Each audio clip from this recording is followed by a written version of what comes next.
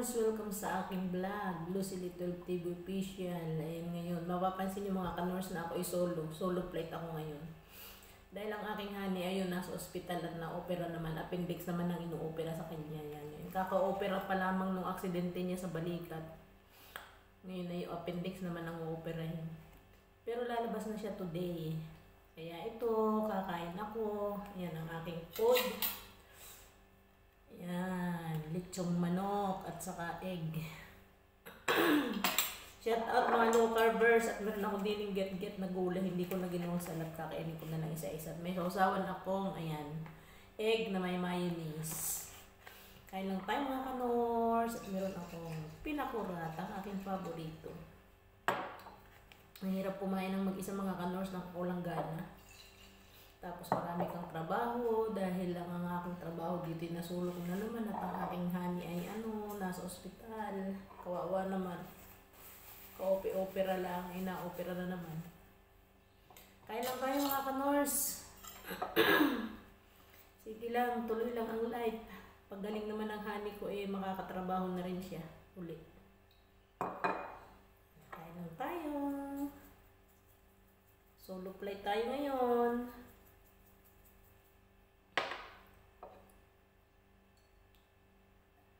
Talagang solo plate mga kanors, kausap na isarili. Kain na ako mga kanors. Kain na tayo honey. Mamaya na may nandito ng honey ko. Bali 2 days lang siya sa ospital.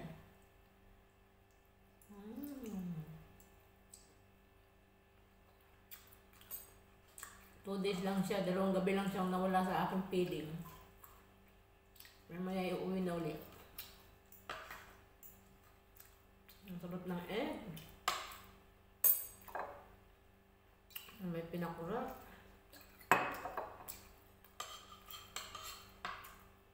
Yummy.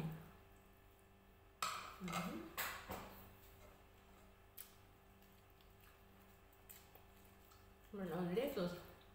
So sa aming mayonnaise na may itlog.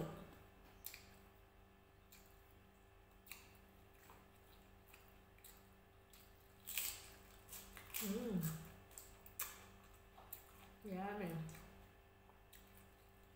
Nutrient din. Ang aking OMAD low carb. Late ang aking kain ngayon. Dahil ako ay solo mga kanus, madami akong gawa. 3 o'clock pasado na pala. Ang hapon. 3 o'clock ngayon dito sa Dubai.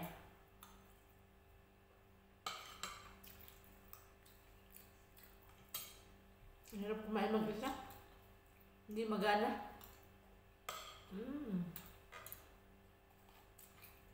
Pero masarap pa rin ang low carb.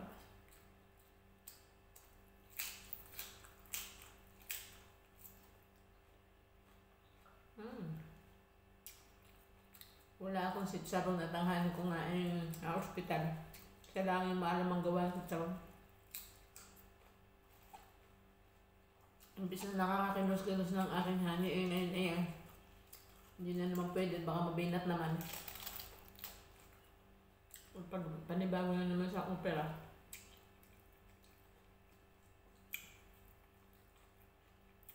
Saka ito, meron akong red cabbage.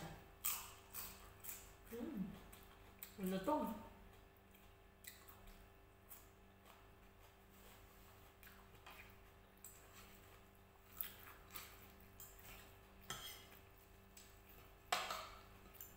Itlog pa lang, ulam na. Itlog pa lang, busog na. Ulam nga, ulam. Ulam at kanin, egg.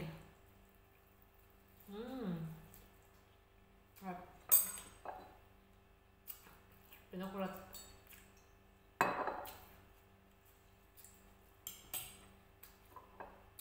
Ganito na lang gawa ko, hindi ko na nilagay sa bowl. At wala naman ako pang sausaw. Ito lang egg.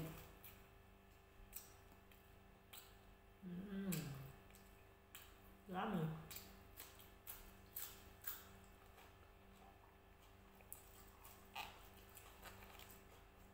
Cucumber naman.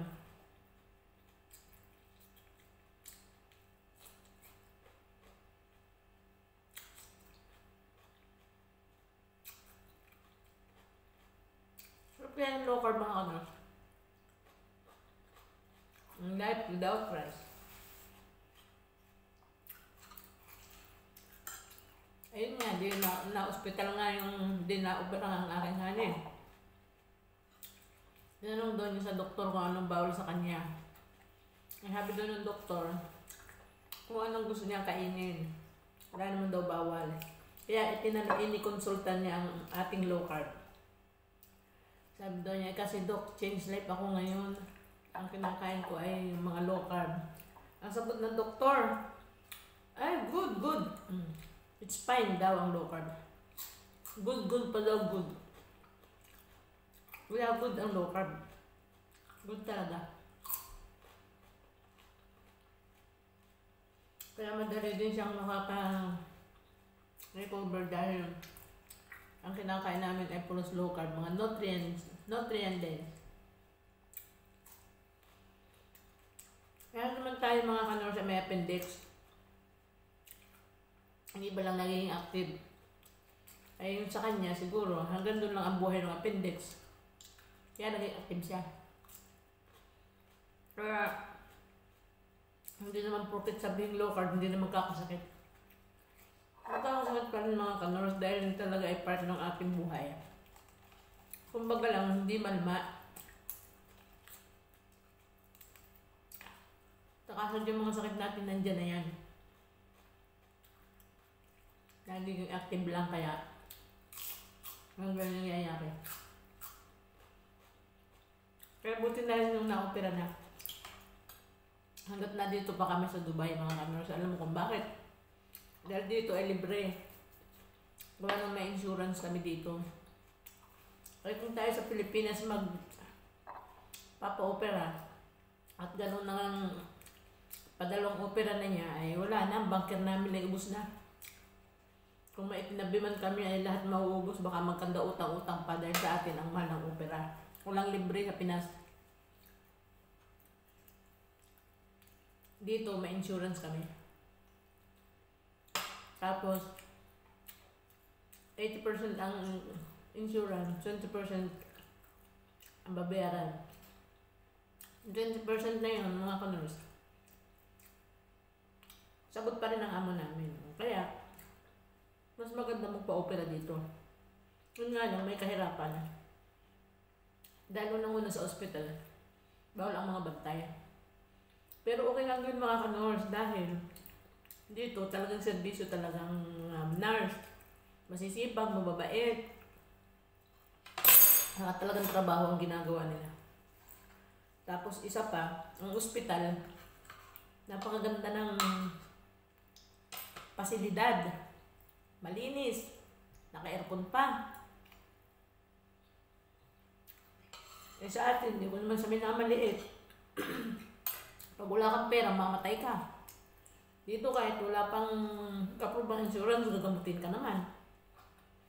Sa atin, pera-pera laban.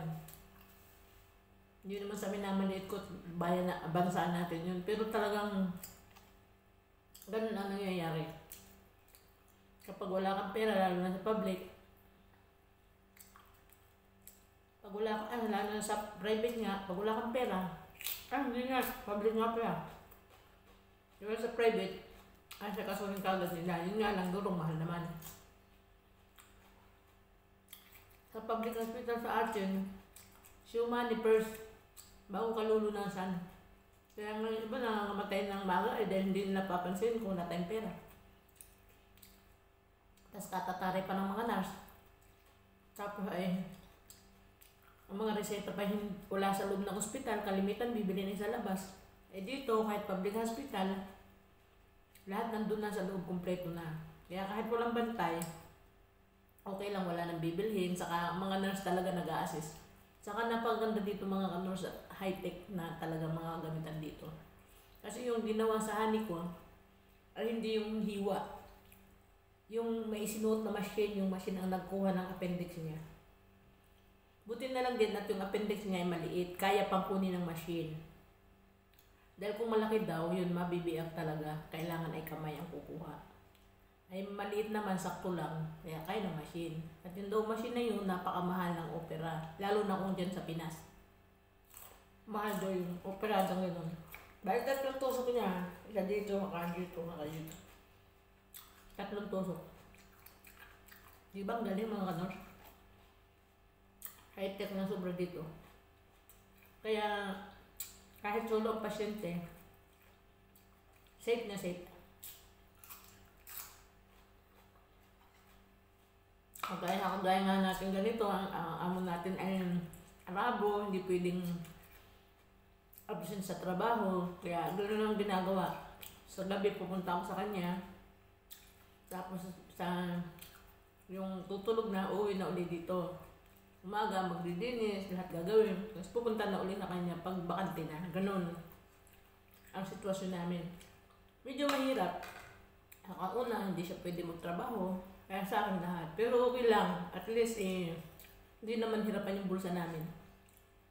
Kaya mabait talaga si Lord sa amin. Kaya thank you, Lord. Dito niya, yung mga pagsubok na binigay niya sa amin, dito naganap para hindi mahirapan yung mga bulsa namin. Dahil kung sa Pilipinas, sobrang hirap magpa-opera sa Pilipinas, lalo na kung hindi ganun karamihan ng iyong pera. Talaga magkakanda utang-utang. Kaya thank you, Lord. Thank you, Lord. Nakadalawang operahanin ko dito, kahit may kahirapan. Okay naman ang naging resulta. Pero sana naman ay last na to at talaga naman kabila ang aming problema. Pero ganun talaga yung lahat ng tao binibigyan ng problema at hindi naman ibibigay sa atin ni Lord kung hindi natin kaya. Kaya tayo dapat ay magpakatatag talaga. Ika nga, mahal tayo ng Diyos. Kaya thank you Lord, at magaling ng honey ko, lalabas na siya ngayon. Paano mga kanors? Ako'y nagkwento na. Hanggang sa muli na lang, ito hindi pa ako tapos.